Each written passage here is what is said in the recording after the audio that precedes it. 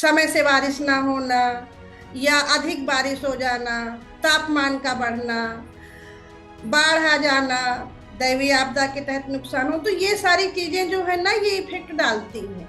तो हमारी रिपोर्टिंग से काफी जागरूकता बढ़ी है, ये हम कह सकते हैं, क्योंकि 15 साल पहले जब हमने रिपोर्टिंग शुरू की थी उस समय कुछ और था और आज कुछ और है। जलवायु परिवर्तन से कई बार जब मौसम चेंज होता है तो डेंगू है, मलेरिया है, वायरल फीवर है, इस तरह की बीमारियां बढ़ती हैं। तो हम उनको कवरेज करते हैं और लोगों को बताना कि किस तरह से बचाव करें। तो ये सारी चीजें जब होती हैं तो लोग जागरूक होते हैं।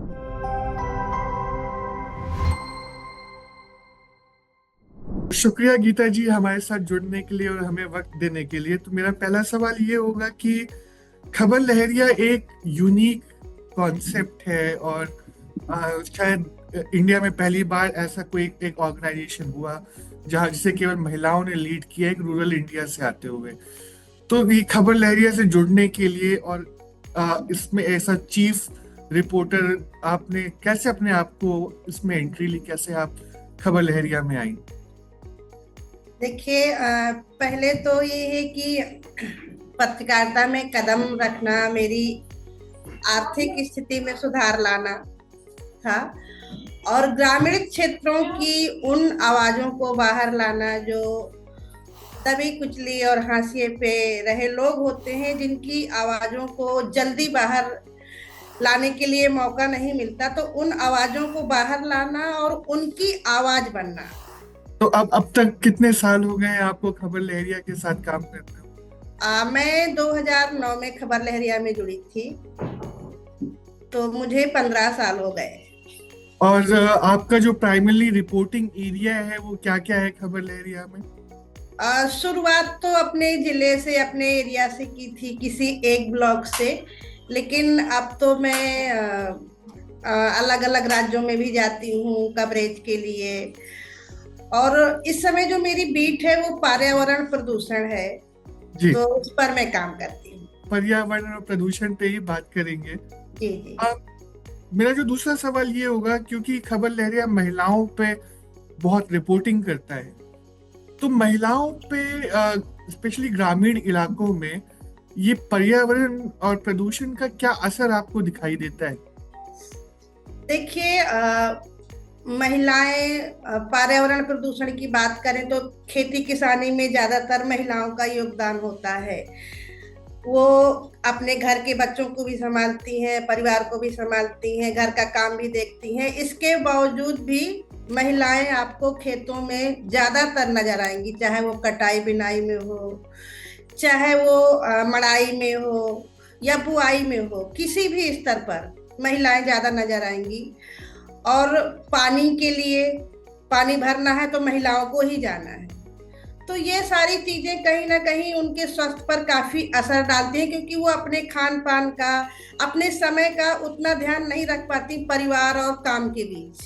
तो जब आप इन सारे मुद्दों पे बात करती हैं, तो जैसे कि हम शहरों में भी देखते हैं कि अभी हम लोगों से बात करें पर्यावरण के बारे में तो उतनी जागरूकता है नहीं।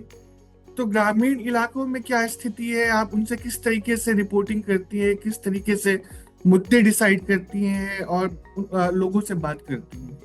देखिए, मुद्दा तो क्योंकि मैं पर्यावरण पर काम करती हूँ तो मेरा डिसाइड होता है कि मुझे इस मुद्दे पर कवरेज करना है।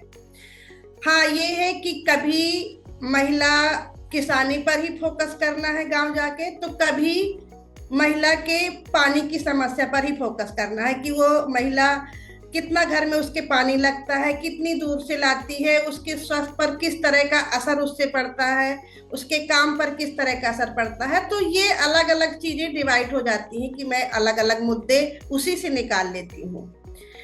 तो क्या ये पर्यावरण और प्रदूषण का महिलाओं के स्वास्थ्य पर भी कोई असर पड़ रहा है? और अगर पड़ रहा है तो किस तरीके से पड़ रहा है? जी जी, जरूर।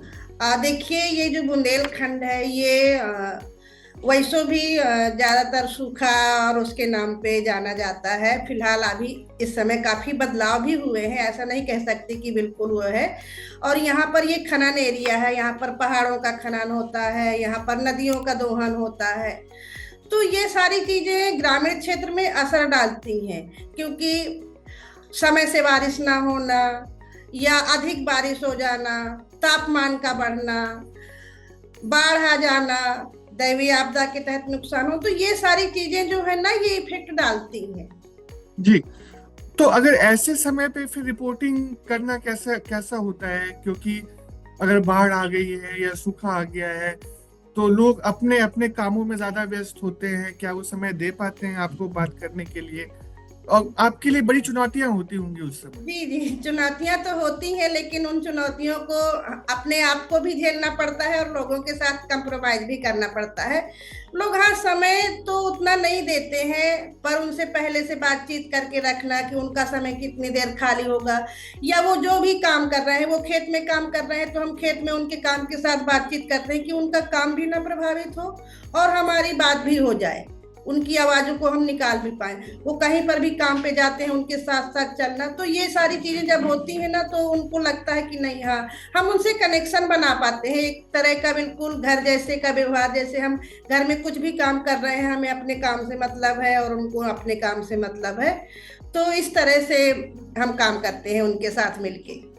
एक एक पर्सनल सवाल पूछना चाहूंगा। आपने इतने सालों से रिपोर्टिंग की है, तो कोई ऐसा मोमेंट या क्षण आया है जब आपकी रिपोर्टिंग के कारण वहाँ भूमिगत बदलाव हुए हैं कि कुछ वहाँ पहले नहीं था, वहाँ अब होने लगा है, पर्यावरण पे उसका असर पड़ रहा है, इस तरीके से? देखिए, बदलाव की बात करें तो काफी हद तक कई जगह बदलाव आए हैं। जैसे कि मैं नरैनी क्षेत्र की बात करूं जहां पर मैं इस समय काम करती हूं, तो वहां पर एक किसानों का जो वो है कि वहां पर बिजली की समस्या थी और बिजली नहीं तो सिंचाई का साधन नहीं। जी। तो उस पर मैंने 2-3 बारी कवरेज किया लगातार, और फिर वहां पर लाइट आई। तो जब इस तरह की चीजें होती हैं, बदलाव आते हैं, तो लोग भी खुश होते हैं और फिर सामने से आके बोलते हैं कि नहीं, आपकी कवरेज से हमें ये सुविधा मिली। तो जी। जी। इस तरह से भी हाँ होता है। जी। तो अगर हम केवल पर्यावरण के बारे में बात करें और स्वास्थ्य के बारे में बात करें, तो लोगों, एक तो होता है एंगल रिपोर्टिंग कि आपने रिपोर्ट कर दिया, पर दूसरा कि क्या आपके इन रिपोर्ट्स के कारण वहां पे एक वैसे भी बदलाव आ रहा है, लोग जागरूक हो रहे हैं इन सब चीजों को लेकर कि नहीं, क्योंकि ये वो इलाके हैं जहां से माइग्रेशन भी बहुत ज्यादा हो रहा है। जी, जागरूक हो रहे हैं। अगर हम बात करें जैसे महिला या पुरुष, स्वास्थ्य तो सब में ही जुड़ा हुआ है, लेकिन खासकर महिलाएं होती हैं। तो एक हमने बहुत पहले स्टोरी की थी जहां पर टीबी की बीमारी बहुत ज्यादा थी और वो खनन से जुड़ा हुआ एरिया था जहां पे बालू का खनन काफी होता है। और फिर वहां पर जब हमारी रिपोर्टिंग हुई, प्रशासन ने उसको देखा, तो प्रशासन ने भी वहां पे कैंप लगाए, जागरूकता की। तो हमारी रिपोर्टिंग से काफी जागरूकता बढ़ी है, ये हम कह सकते हैं, क्योंकि 15 साल पहले जब हमने रिपोर्टिंग शुरू की थी उस समय कुछ और था और आज कुछ और है। जी। तो अगर भविष्य में बात करें, क्योंकि समस्याएं तो बढ़ती ही जा रही हैं। आज से 15 साल पहले पोल्यूशन जो है वो केवल बड़े शहरों तक सीमित था, अब छोटे शहरों में भी जा रहे हैं। जी, तो भविष्य में आप इसको किस तरीके से देखती हैं, अपनी रिपोर्टिंग को किस दिशा में लेके जाना चाहती हैं? देखिए, भविष्य में मैं चाहती हूँ कि रिपोर्टिंग मैं इस मुद्दे पर और गहराई से करूँ, खासकर महिलाओं, बच्चों और बुजुर्गों की आवाज को, जो हाशिए पर चढ़े लोग हैं उनकी आवाज को और उजागर करूं, और उजागर करने के साथ समाधान क्या हो सकता है उस पर पहुंच बढ़े। जी। तो अब आपने बात कर ही दी है, तो इन इलाकों में समाधान की बात करना कितना मुश्किल होता है और क्या क्या समाधान ऑलरेडी हैं? क्योंकि हमें शहरों में तो पता है कि ये करेंगे तो पर्यावरण थोड़ा ठीक होगा, पर क्या ट्रेडिशनली तो गांव में ये ज्यादा होता है, पेड़ पौधे ज्यादा हैं, पर अब के समय वहां पे समाधान को लोग किस तरीके से देखते हैं?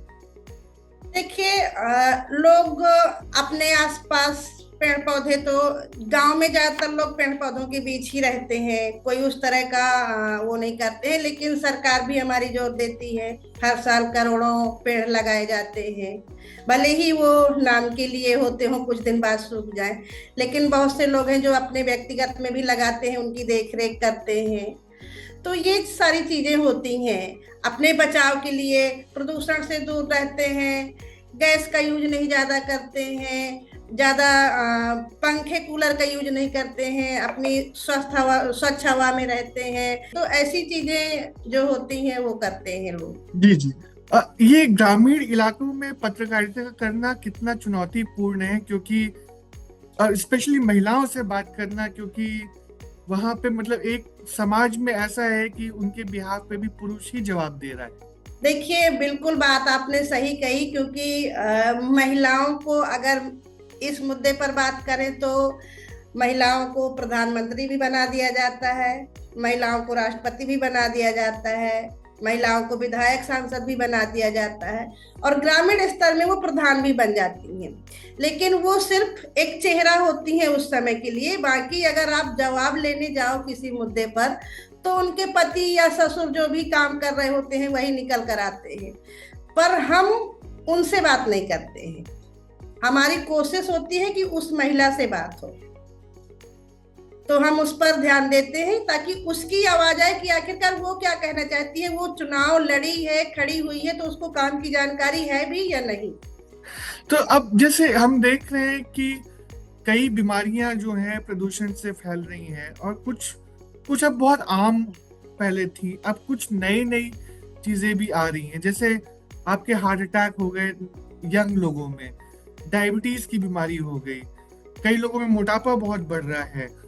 ये सब लोग ग्रामीण इलाकों में, क्या इसको लेके जागरूकता है? क्या लोग अब इसको सीरियसली ले रहे हैं या नहीं ले रहे हैं?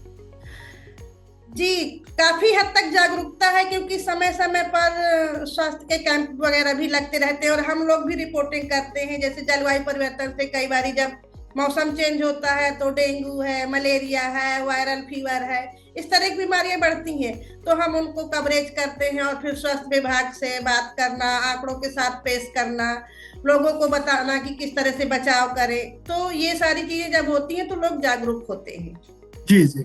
मेरा आखिरी सवाल ये होगा कि आप जो यंग महिलाएं हैं उनको क्या एडवाइस देना चाहेंगी अगर वो पत्रकारिता में जाना चाहें, और स्पेशली ऐसे एरिया से रिपोर्टिंग करना चाहे जहां पे पहुंचना ही मुश्किल हो जाए?